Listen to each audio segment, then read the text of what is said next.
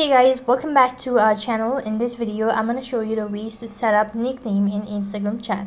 So to set up nickname in Instagram chat, you have to follow the steps. First of all, make sure that the application is completely up to date. Go to your Play Store. On the search box, type in Instagram and check whether the app needs to be updated or not. So press the update button if you see update, and when you're done updating it, exit out and log in into your Instagram account.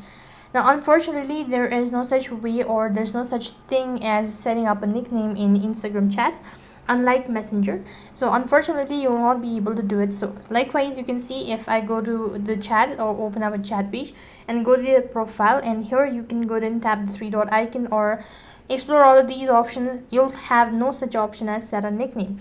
You'll not be able to set your nickname. However, if you wished, or if you really like the feature, then you can appeal to Instagram by contacting or by connecting to the customer service team and letting them know about this issue.